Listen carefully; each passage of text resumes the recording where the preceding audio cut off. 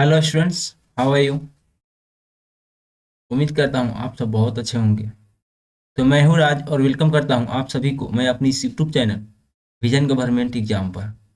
तो स्टूडेंट्स, यदि आप भी चैनल पर न्यू लर्नर्स है तो इस चैनल को like, subscribe, share and bell icon को प्रेस करना ना भूलें, ताकि इसके बाद जो भी वीडियो अपलोड किया जाए तो इसके नोटिफिकेशन आपके पास पहुँचे और आप इजीली इस वीडियो को एक्सेस कर सकें।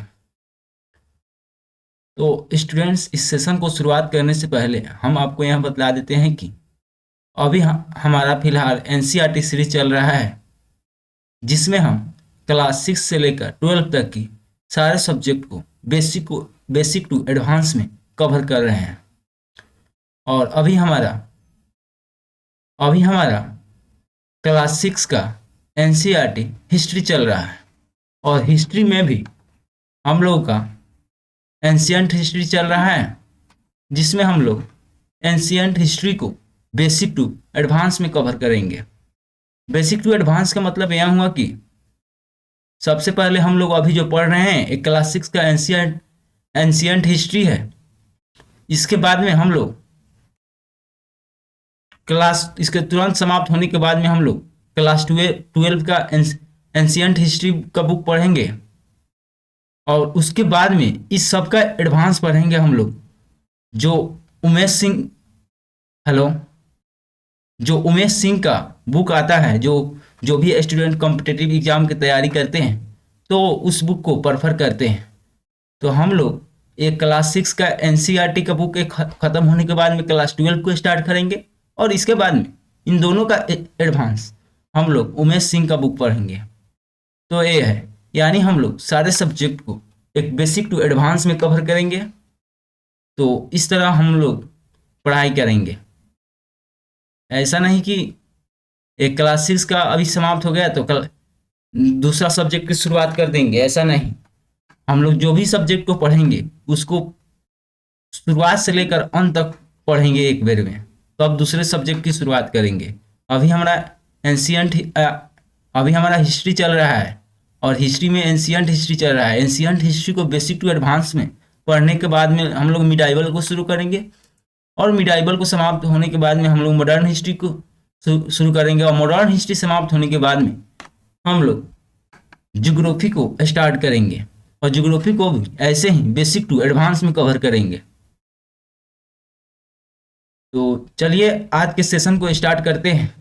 एक बात आप सबको यहाँ बतला देता हूँ कि इसके पहले भी आपके जो क्लास 6 का एंशियंट हिस्ट्री चल रहा है, इसमें चैप्टर 5, 3, 4, 3, 2, 1 का वीडियो अपलोड हो चुका है। तो यदि आप उस क्लास को अटेंड नहीं किए हैं तो जाकर उस वीडियो को एक्सेस कीजिए। आपको सिंपल हमारे विजन गवर्नमेंट एग्जाम के यूट्यूब चैनल पर जाना है, और आपको वहाँ एक प्ले लिस्ट के माध्यम से सिस्टेमिकली ढंग से आपको सारे वीडियो मिल जाएंगे। तो चलिए आज के हम अपने इस सेशन को शुरुआत करते हैं। आज के हमारा चैप्टर 6 है, और चैप्टर का नाम है नए प्रश्न और नए विचार। नए प्रश्न नए विचार हमारा चैप्टर 6 है, और चैप्टर का नाम है नए प्रश्न और नए विचार।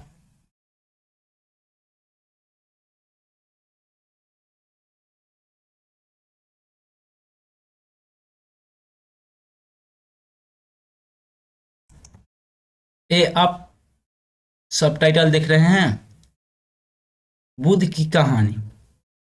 तो चलिए बुद्ध की कहानी इसमें क्या दिया हुआ है इसको थोड़ा हम लोग पढ़ते हैं।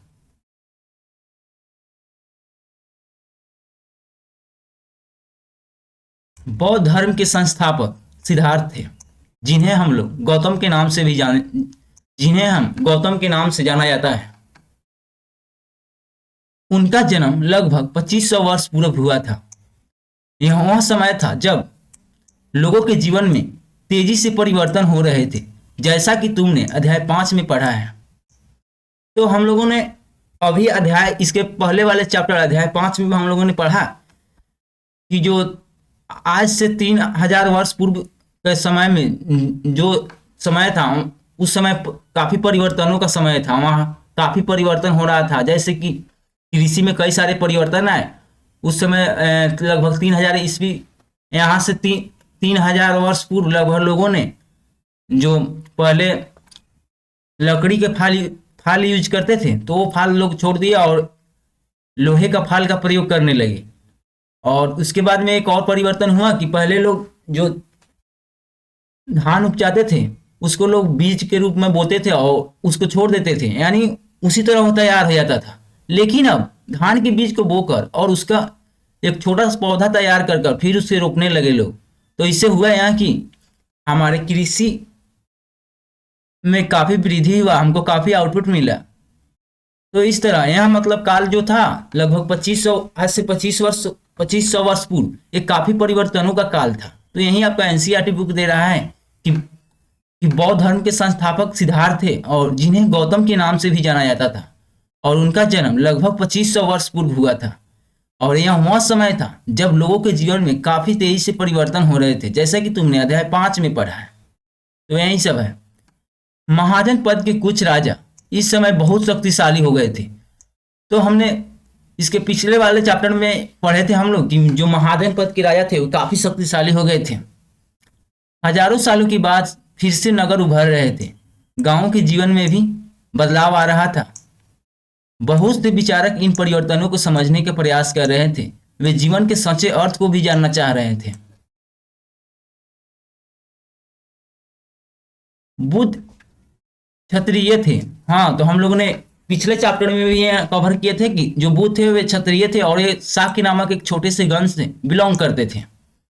युवा अवस्था में ही वो ज्ञान की खोज में उन्होंने घर के सुखों को छोड़ दिया, अनेक वर्षों तक भ्रमण करते रहे तथा अन्य विचारकों से मिलकर चर्चा करते रहे। अंततः ज्ञान की प्राप्ति के लिए उन्होंने स्वयं ही रास्ता ढूंढने का निश्चय किया। इसके लिए उन्होंने बोध गया यानी बिहार में एक पीपल की पेड़ के नीचे कई दिनों तक तपस्या की। अंततः उन्हें ज्ञान की प्राप्ति हुआ। तो वहीं भगवान बुद्ध के बारे में दे रहे हैं, आपका एनसीईआरटी बुक दे रहा है कि ये जो भगवान बुद्ध थे वो क्षत्रिय थे और शाक्य नामक एक छोटे से वंश से बिलोंग करते थे, और युवा अवस्था में ही ज्ञान की खोज में उन्होंने घर के सारे सुखों को छोड़ दिया और अनेक वर्षों तक भ्रमण करते रहे। तब जाकर बोध गया में यानी बिहार में एक पीपल के पेड़ के नीचे कई दिनों तक तपस्या के बाद उनको ज्ञान का प्राप्ति हुआ। और ज्ञान की प्राप्ति होने के बाद इसके बाद से वे बुद्ध के रूप में जाने गए। यहाँ से वे वाराणसी के निकट स्थित सारनाथ गए, जहां उन्होंने पहली बार उपदेश दिया था। कुशीनगर में मृत्यु से पहले का शेष जीवन उन्होंने पैदल ही एक स्थान से दूसरे स्थान की यात्रा करने और लोगों की शिक्षा देने में व्यतीत किए। तो अभी हम लोगों ने थोड़ा बेसिक सा भगवान बुद्ध के बारे में हम लोगों ने जाना। अभी इसके बारे में और भी हम लोग जानेंगे।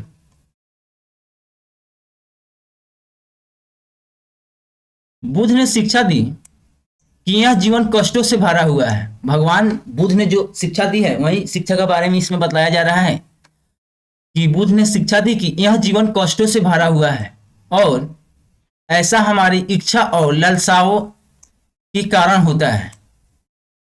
तो भगवान बुद्ध ने हमें शिक्षा यह दी कि यह जीवन जो हमारा ये जीवन है एक कष्टों और दुखों से भरा हुआ है। और इसका कारण क्या है? इसका कारण यह है कि ये सब होता है हमारी इच्छा और लालसाओं के कारण होता है। जब हमारी इच्छा और लालसा अधिक बढ़ जाता है तब ये सब दुख होता है हम लोग को। तो यही उन्होंने बतलाया है। कभी कभी हम जो चाहते हैं वह प्राप्त कर लेने के बाद भी संतुष्ट नहीं होते हैं। ये बात सही है। मनुष्य की एक विशेषता यह है कि वे चाहे जितने भी धन प्राप्त कर ले या कोई भी चीज प्राप्त कर ले, लेकिन उनके जो लालसा है, जो लिप्सा है, वो कभी पूर्ण नहीं होने वाला है।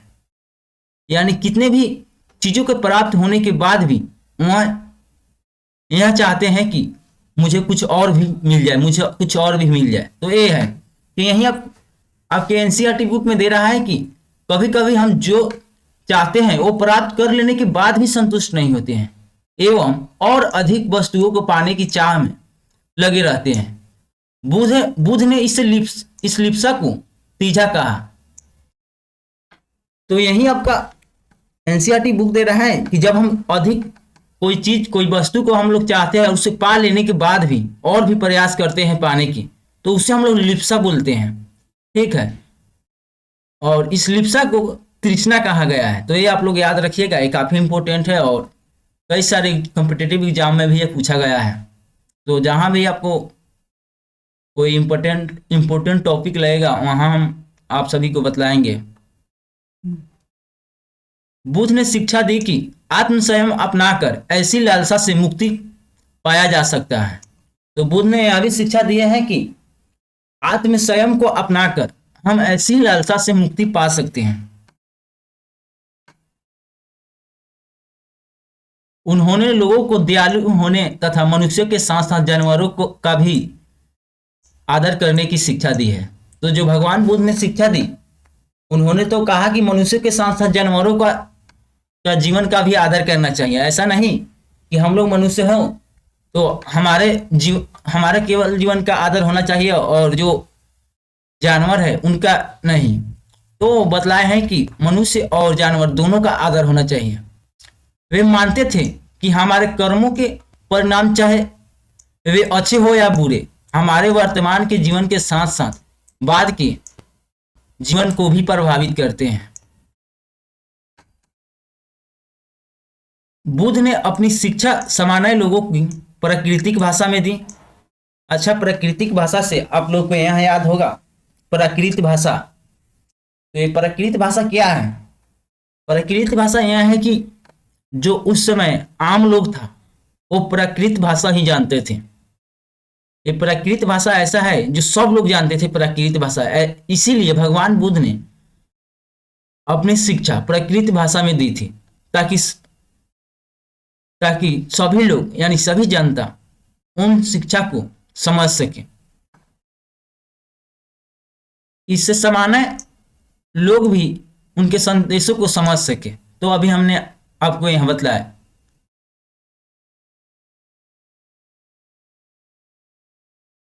बुद्ध ने कहा कि लोग किसी शिक्षा को केवल इसलिए नहीं स्वीकार करें कि यह उनका उपदेश है, बल्कि वे उसे अपना विवेक से मापे।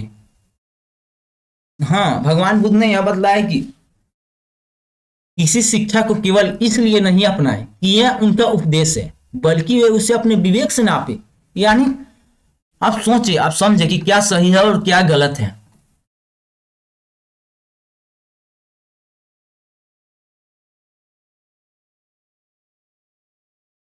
अच्छा, यहाँ एक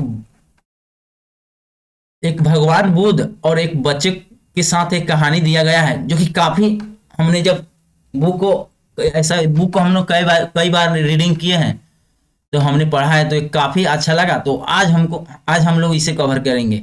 ऐसे जो बॉक्स में लिखा रहता था तो हम लोग उसे नहीं पढ़ते थे, लेकिन ये बहुत अच्छा दिया गया है तो इसको हम लोग को पढ़ना चाहिए। जैसा दे रहा है कीसा गौतमी की कहानी। तो चलिए थोड़ा इसको रीडिंग करते हैं। यह बुद्ध के विषय में एक प्रसिद्ध कहानी है।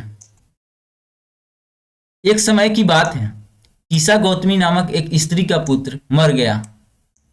इस बात से वह इतनी दुख हुई कि वह अपने बच्चों को गोद में लिए नगर की सड़कों पर घूम घूम कर लोगों से प्रार्थना करने लगी कि कोई उसके पुत्र को जीवित कर दे।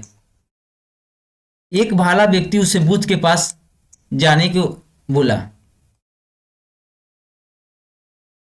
बुद्ध ने मतलब जो बच्चा मर गया था उसकी माता से बोला, मुझे एक मुट्ठी सरसों के बीज ला कर दो, मैं तुम्हारे पुत्र को जीवित कर दूंगा। कीसा गौतमी बहुत प्रसन्न हुई, पर जैसे ही वहां बीज लाने के लिए जाने लगी, तभी बुद्ध ने उसे रोका और कहा, ये बीज ऐसे घर से मांगकर लाओ जहां किसी की मृत्यु ना हुई हो। तो बुद्ध ने यहाँ एक कंडीशन लगा दी है कि ये बीज ऐसे घर से आना चाहिए जहां अभी तक किसी का मृत्यु ना हुआ हो।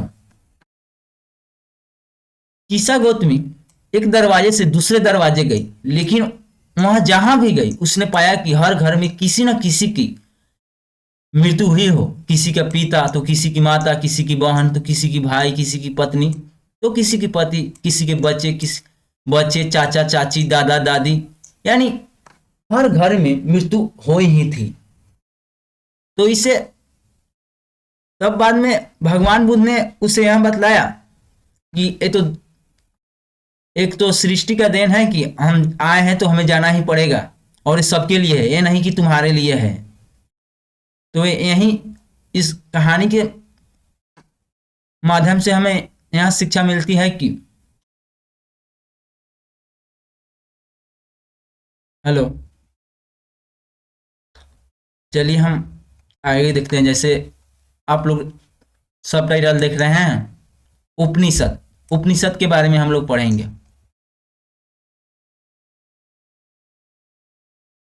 जिस समय बुद्ध उपदेश दे रहे थे उसी उस समय उससे भी थोड़ा पहले दूसरे अन्य चिंतक भी कठिन प्रश्नों का उत्तर ढूंढने का प्रयास कर रहे थे।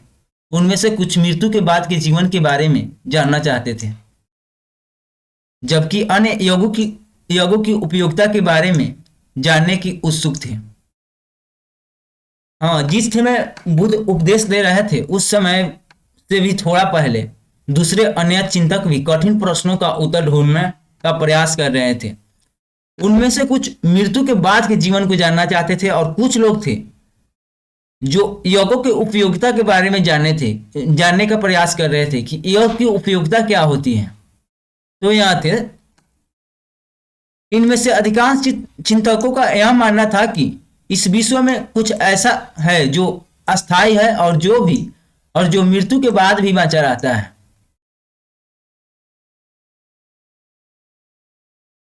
उन्होंने उन्होंने इसका वर्णन आत्म तथा ब्रह्म अथवा सार्वभौम आत्मा के रूप में किया।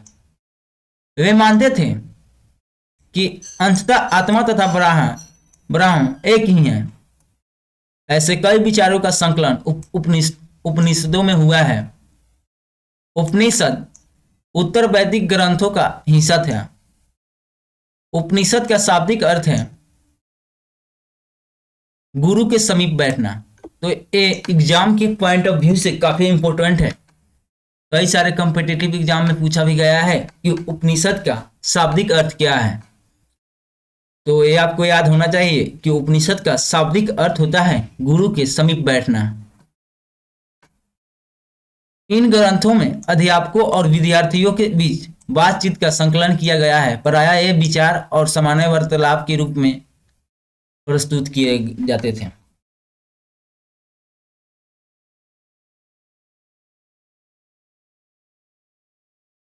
इन चर्चाओं में भाग लेने वाले अधिकांशतः पुरुष ब्राह्मण तथा राजा होते थे। कभी कभी गार्गी जैसे स्त्री विचारकों को भी उल्लेख मिलता है। तो यही उपनिषद का बारे में दे रहा है कि उपनिषद में था, उसमें जो चर्चा में भाग लेने वाले थे उसमें अधिकांश क्या थे, अधिकांश पुरुष ब्राह्मण थे और राजा होते थे। कभी कभी गार्गी जैसे स्त्री विचारकों का भी उल्लेख मिलता है। विद्वता के लिए प्रसिद्ध गार्गी राज दरबारों में होने वाले वाद विवाद में भाग लिया करती थी। निर्धन व्यक्ति इस तरह के वाद विवाद में बहुत कम ही हिस्सा लेते थे। इस तरह का एक प्रसिद्ध अपवाद सत्यकाम जबला का है। सत्यकाम जबला का नाम उसकी दासी मां के नाम पर पड़ा। सत्यकाम के मन में सत्य जानने को तीव्र जिज्ञासा उत्पन्न हुई। गौतम नामक एक ब्राह्मण ने उन्हें अपने विद्यार्थी के रूप में स्वीकार किया तथा वह अपने समय के सर्वाधिक प्रसिद्ध विचारकों में से एक बन गए। उपनिषद के कई विचारों का विकास बाद में प्रसिद्ध विचारक शंकराचार्य के द्वारा किया गया, जिनके बारे में तुम कक्षा 7 में पढ़ोगे।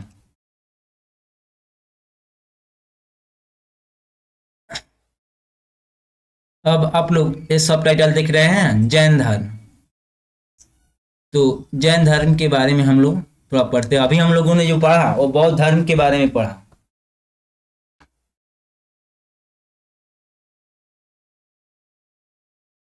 इस युग में अर्थात लगभग 2500 वर्ष पूर्व जैन धर्म के 24वें तथा अंतिम तीर्थकर वर्धमान महावीर ने भी अपने विचारों का प्रसार किया। यानी जब भगवान बुद्ध अपने विचारों का प्रसार कर रहे थे, यानी अपना शिक्षा दे रहे थे, उसी समय भगवान महावीर भी अपने विचारों का प्रसार कर रहे थे। तो वहीं दे रहा है कि इस युग में अर्थात आज से लगभग 2500 वर्ष पूर्व जैन धर्म के 24वें तथा अंतिम तीर्थकर वर्धमान महावीर ने भी अपने विचारों का प्रसार किया।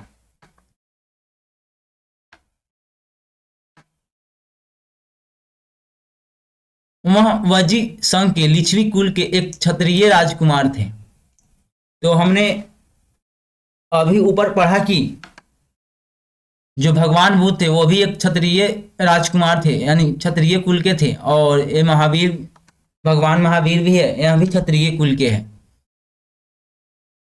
क्षत्रिय राजकुमार है लिच्छवी कुल के। इस संघ के विषय में तुम अध्याय 5 में पढ़ोगे, अध्याय 5 में पढ़ा होगा। 30 वर्ष की आयु में उन्होंने अपने घर को छोड़ दिया और जंगल में रहने लगे। 12 वर्षों तक उन्होंने कठिन और एकांकी जीवन व्यतीत किए। इसके बाद उन्हें ज्ञान की प्राप्ति हुआ। तो ये भगवान बुद्ध के बारे में आपका एनसीईआरटी बुक बता रहा है कि जो भगवान महावीर थे, वे जैन धर्म के 24वें तीर्थकर थे और ये अंतिम तीर्थकर थे। यानी जो 24वें तीर्थकर थे, इसके पहले 23 तीर्थकर हो चुके थे। तो भगवान महावीर थे, ये 24 तीर्थकर थे और ये सबसे अंतिम वाले थे। और इन्होंने 30 वर्ष की आयु में अपने घर को छोड़ दिया और जंगल में रहने लगे। 12 वर्षों तक उन्होंने कठिन और एकांकी जीवन व्यतीत किया, तब उन्हें जाकर ज्ञान की प्राप्ति हुआ।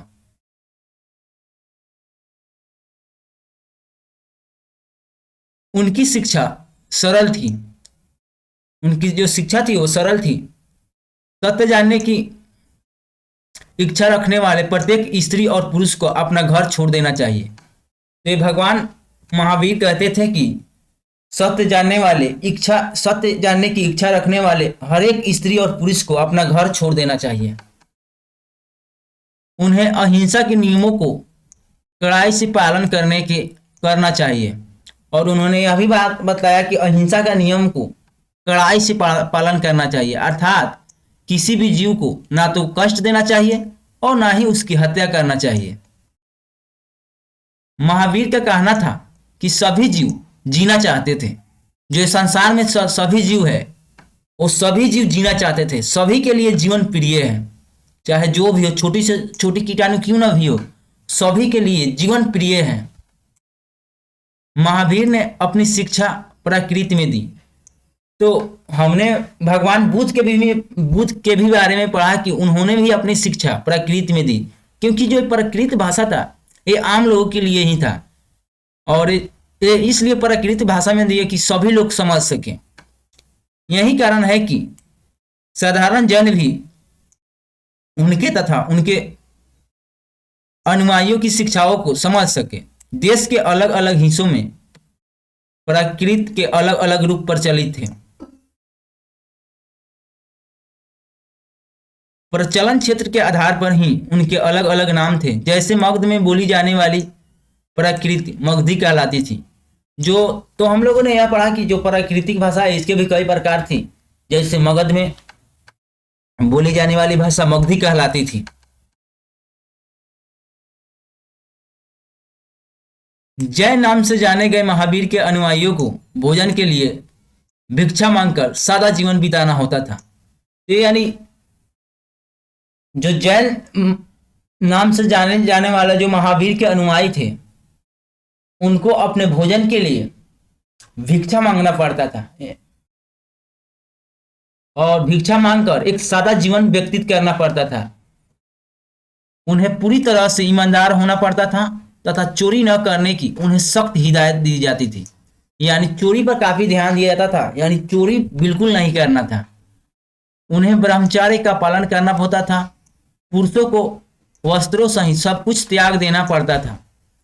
तो ये कुछ जो महावीर के अनुयायी है उनके बारे में नियम बताया गया है कि जो भगवान महावीर के अनुयायी थे वे अपने भोजन के लिए भिक्षा मांगकर और सादा जीवन व्यतीत करते थे, उन्हें पूरी तरह से ईमानदार होना पड़ता था तथा चोरी न करने की उन्हें सख्त हिदायत दी जाती थी और उन्हें ब्रह्मचर्य का पालन करना पड़ता था और यहाँ तक कि उन्हें अपने वस्त्रों को सही सब कुछ त्याग देना पड़ता था।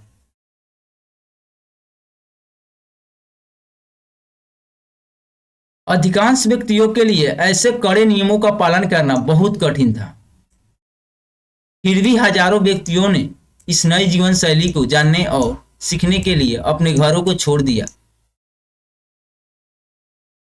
कई अपने घरों पर ही रहे और भिक्षु भिक्षुनी बने लोगों को भोजन प्रदान कर उनकी सहायता करते रहे। तो यही आपका एनसीईआरटी बुक दे रहा है कि जो ये भगवान महावीर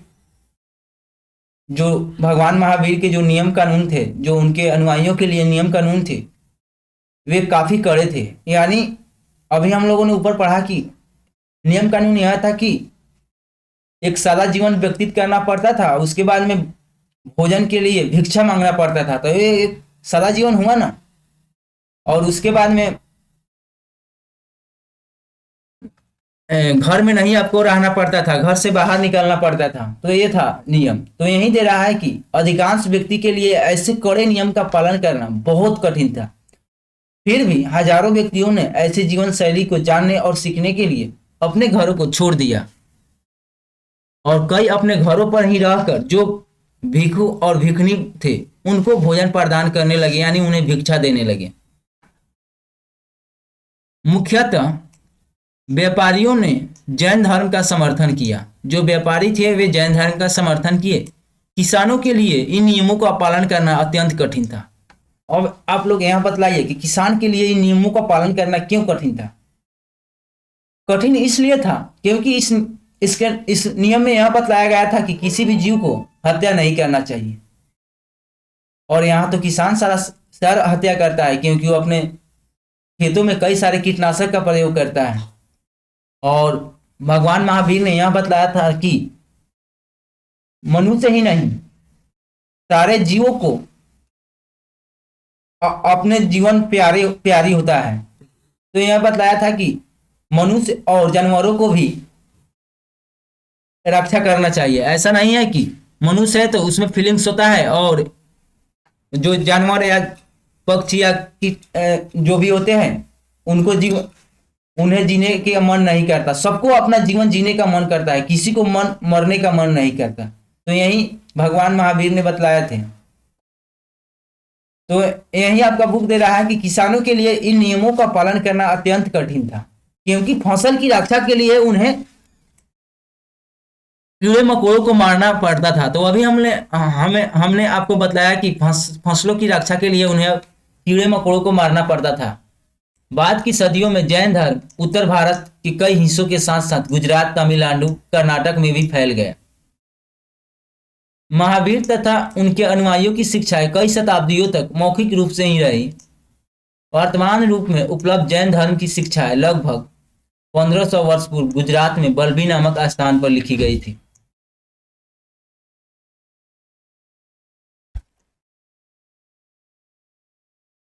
अब आप लोग यहाँ सब टाइटल देख रहे हैं संघ। तो हम लोग संघ के बारे में पढ़ेंगे कि संघ क्या है। महावीर तथा बुद्ध दोनों का ही मानना था कि घर का त्याग करने पर ही सच्चे ज्ञान की प्राप्ति हो सकती है। तो जो भगवान महावीर थे और बुद्ध थे, उन दोनों का मानना था कि घर के त्याग करने पर ही एक सच्चे ज्ञान की प्राप्ति हो सकती है। ऐसे लोगों के लिए उन्होंने संघ नामक एक संगठन बनवाया जहां घर का त्याग करने वाले लोग एक साथ रह सकते हैं। यानी जो लोग घर के त्याग करेंगे ज्ञान प्राप्ति के लिए, वह उस संगठन में रह सके, संघ में रह सके। संघ में रहने वाले बौद्ध भिक्षुओं के लिए बनाए गए नियम विनय पिटक नामक ग्रंथ में मिलते हैं।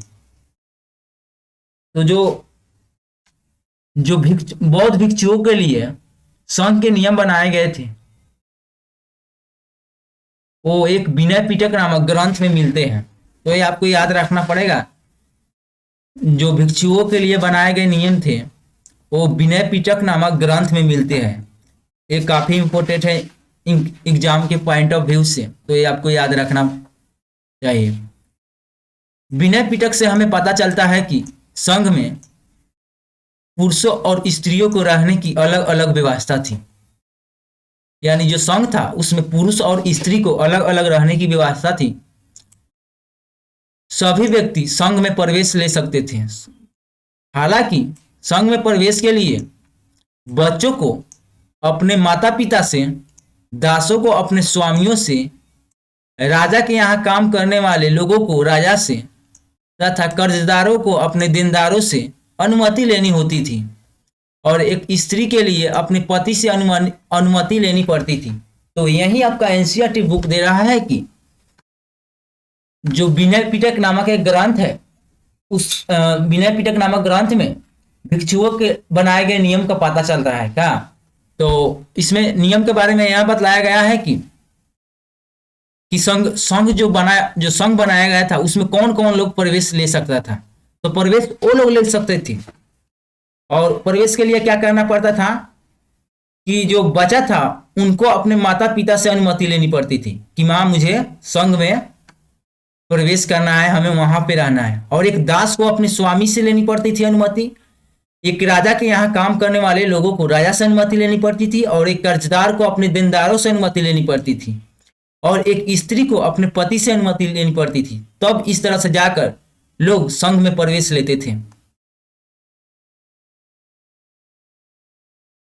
संघ में प्रवेश लेने वाले स्त्री पुरुष बहुत ज्यादा जीवन संघ में प्रवेश लेने वाले स्त्री पुरुष बहुत सादा जीवन जीते थे। वे अपना अधिकांश समय ध्यान करने में बिताते थे, और दिन के एक निश्चित समय में वे शहरों तथा गांवों में जाकर भिक्षा मांगते थे। यही कारण है कि उन्हें भिक्षु तथा भिक्षुणी कहा गया है। तो संघ में जो प्रवेश करते थे भगवान बुद्ध के अनुयायी लोग, तो उनके भिक्षु या भिक्षुणी क्यों कहा जाता था? क्योंकि वे भिक्षा मांगकर ही अपने भोजन करते थे। कहा गया है कि वे आम लोगों को शिक्षा देते थे और साथ ही एक दूसरे की सहायता भी करते थे। किसी तरह की आपसी लड़ाई का निपटारा करने के लिए वे प्रायः बैठकें भी किया करते थे। तो एक बैठक के माध्यम से वो लोग आपस की लड़ाई झगड़ा को निपटारा करते थे। संघ में प्रवेश लेने वाले ब्राह्मण, क्षत्रिय, व्यापारी, मजदूर, नाई, गणिकाएं तथा दास शामिल थे। यानी जो संघ में प्रवेश लेते थे उनमें कौन कौन से लोग थे? तो ब्राह्मण थे, क्षत्रिय थे, व्यापारी थे, मजदूर थे, नाई थे, गणिकाएं थे तथा दास शामिल थे। इनमें से कई लोग बुद्ध की शिक्षाओं को विषय में लिखा तथा कुछ लोग संघ में अपने जीवन के विषय में सुंदर कविताओं की रचना की। अभी आप लोग इस सब टाइटल देख रहे हैं, विहार। विहार, ये बिहार नहीं है, विहार है। तो विहार के बारे में हम लोग पढ़ेंगे।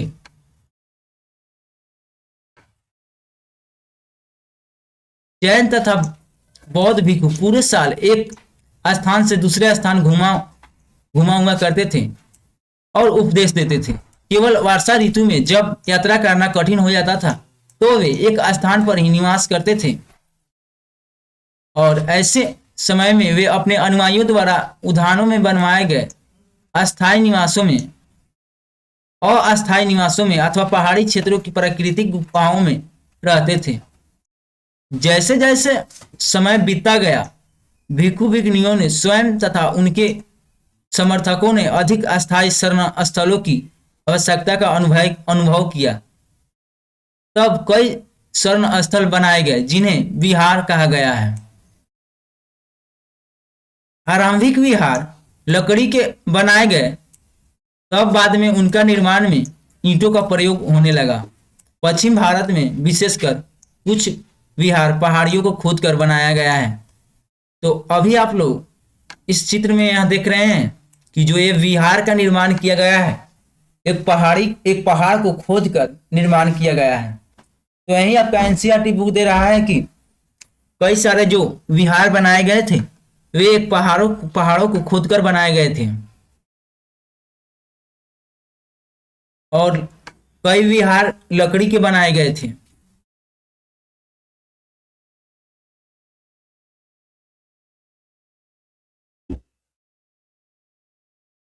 प्रायः किसी धनी व्यापारी, राजा अथवा भूस्वामी द्वारा दान में दी गई भूमि पर विहार का निर्माण होता था। यानी जो विहार था इसका निर्माण कहाँ पर होता था?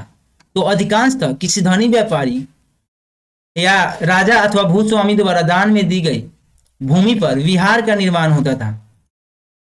स्थानीय व्यक्ति भिक्षु भिक्षुणियों के लिए भोजन, वस्त्र, दवाइयां लेकर आते थे, जिसके बदले में वे भिक्षु भिक्षुणी लोगों को शिक्षा देते थे। यानी जो आम लोग थे, जो मतलब इन संघ में शामिल नहीं हुए थे, वे लोग इनके लिए वस्त्र, दवाइयां और भोजन लेकर आते थे और इनके बदले में ये जो भिक्षु भिक्षुणी थे वे उन्हें शिक्षा देते थे। आगे आने वाली शताब्दियों में बौद्ध धर्म उपमहाद्वीप के विभिन्न हिस्सों के साथ साथ बाहरी क्षेत्रों में भी फैल गया, जो कि आप अध्याय 9 में तुम इनके बारे में अधिक से पढ़ोगे। अच्छा, अभी इस बॉक्स में आप लोग देख रहे हैं एक आश्रम व्यवस्था के बारे में दिया गया है। चलिए इसके बारे में थोड़ा पढ़ते हैं। जैन तथा बौद्ध धर्म जिस समय लोकप्रिय हो रहे थे, लगभग उसी समय ब्राह्मणों ने आश्रम व्यवस्था का विकास किया। तो जो जैन धर्म थे और बौद्ध धर्म थे, दोनों जिस समय लोकप्रिय हो रहे थे, उसी समय ब्राह्मणों ने एक आश्रम व्यवस्था का विकास किया। यह आश्रम शब्द का तात्पर्य लोगों द्वारा रहने तथा ध्यान करने के लिए प्रयोग में आने वाले स्थान से नहीं है, बल्कि इसका तात्पर्य जीवन के एक चरण से है। ब्रह्मचार्य, गृहस्थ, वानप्रस्थ, संन्यास नामक 4 आश्रमों की व्यवस्था की गई। तो आश्रम कितने बनाए गए थे? 4। ब्रह्मचार्य, गृहस्थ, वानप्रस्थ तथा संन्यास।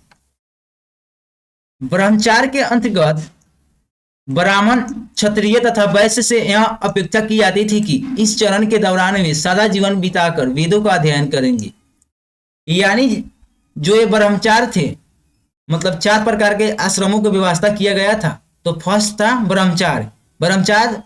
ब्रह्मचार्य के अंतर्गत ब्राह्मण, क्षत्रिय और वैश्य से यह अपेक्षा की जाती थी कि इस चरण के दौरान वे सादा जीवन बिताकर वेदों का अध्ययन करेंगे।